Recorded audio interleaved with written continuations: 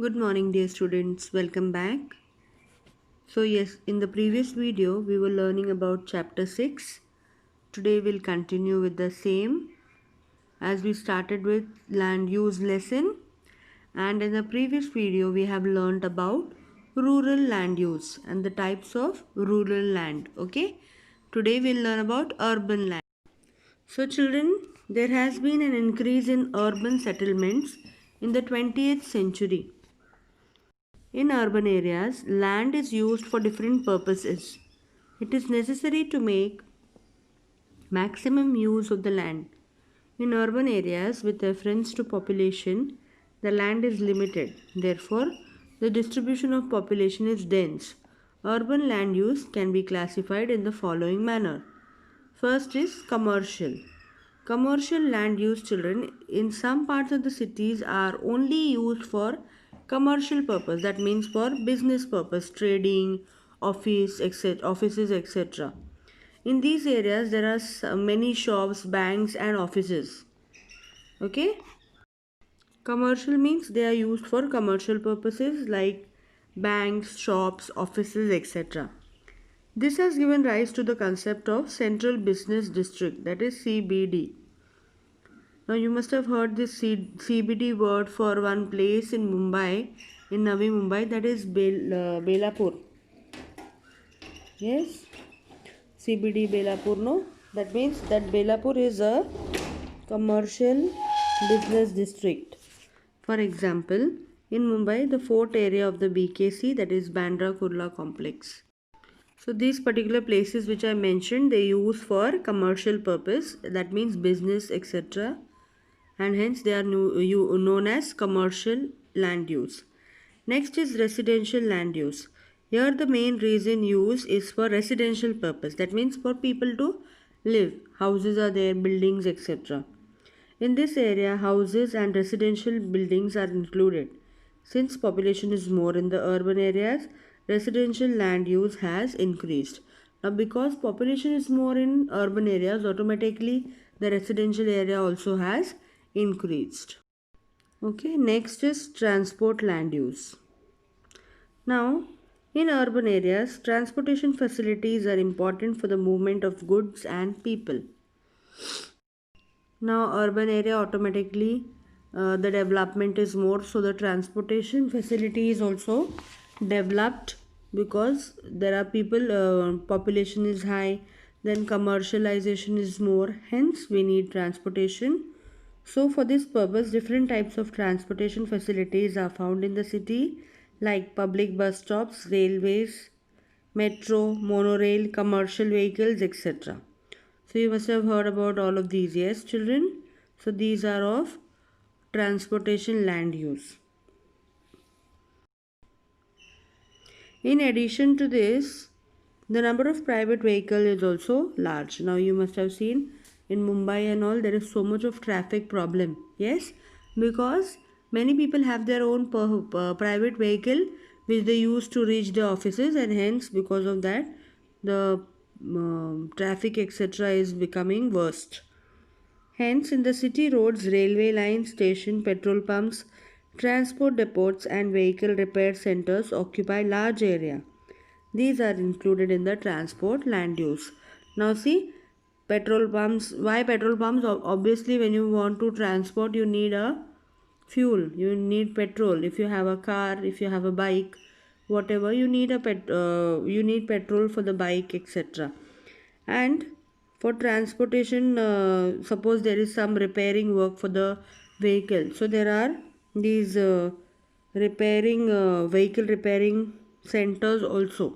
So all of these are included in the transport land use. Okay, children, I hope you are understanding. Next is public utility area. For the various needs of the population, some services are provided by the local governing bodies, state government or central government.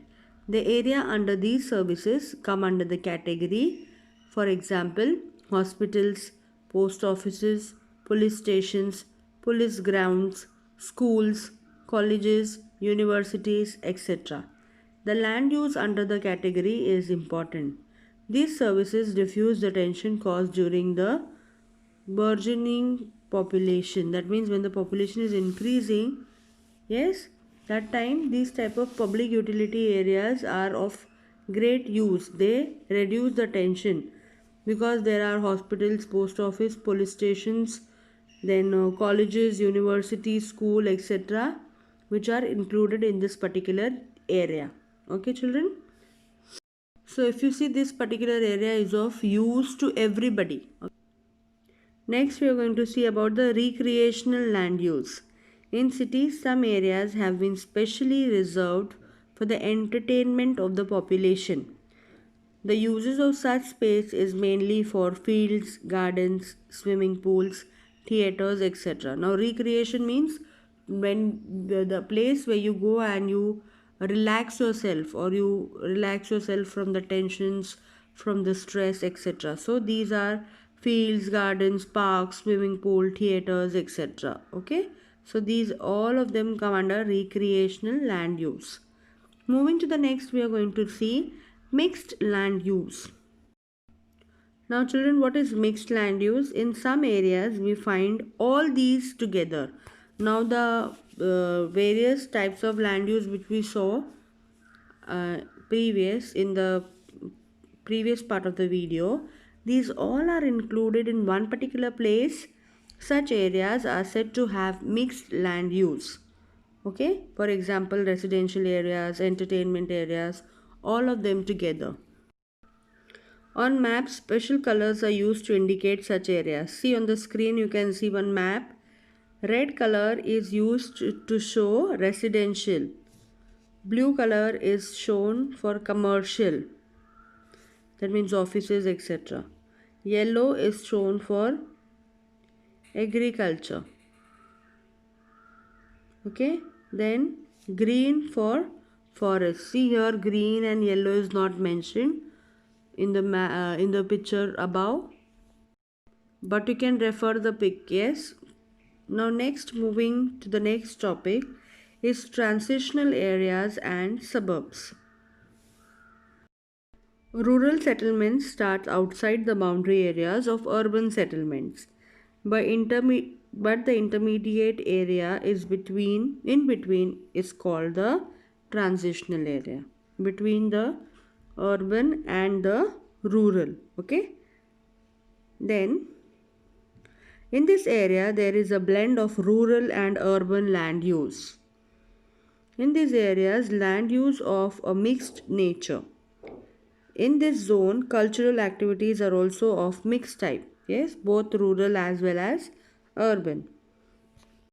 Now see children, this particular area is converted into urban area over a period of time. These regions become suburbs. Now see, first they are rural. Okay, rural areas where there are only residential areas or agricultural purposes, etc. This land is used. Then later on it becomes suburbs. Okay, now suburbs, slowly the residential is less and the commercial area starts becoming more. Then this way it turns into urban. Then urban areas, high density, mixed use of providers, mixed land use. Then commercial areas are more. So this way there is a change from rural to urban. Here the transitional areas and suburbs. Now this means these transitional areas, they turn from rural to urban. Now these suburbs, over time these areas are converted to urban areas and these region become suburbs. For example, in Mumbai we have Bandra and Bhandup, etc. Okay, which are suburbs, and then you can see how slowly they are developing and they become urban later on. Okay, next, moving to the next topic is planned cities. After the industrial revolution, urbanization occurred on a large scale throughout the world. Since this urbanization was not well planned, cities began to grow in a haphazard manner, that means not in a proper manner. Because of employment opportunities there, a large scale migration to cities occurred. Now, when there was these industrial revolution which took place, automatically there were a lot of industries which came up in the urban areas, and because of that there were employment opportunities also. And because of these employment opportunities, automatically the migration started taking place.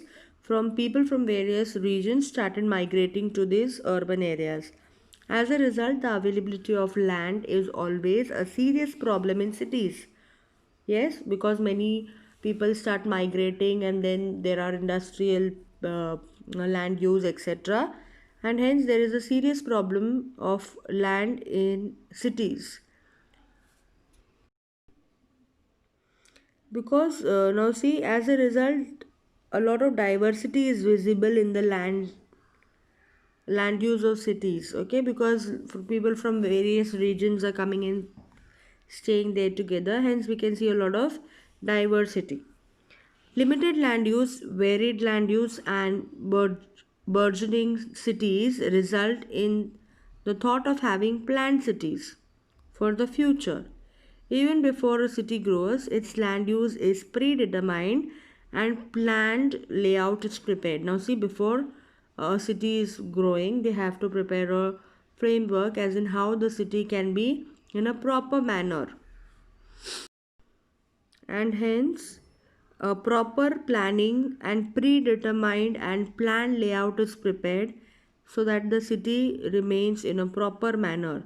For example, see, accordingly the cities are developed: Singapore, South Korea, Switzerland, Washington DC, USA, Brasilia, that is Brazil, Chandigarh, Bhubaneswar in India, etc.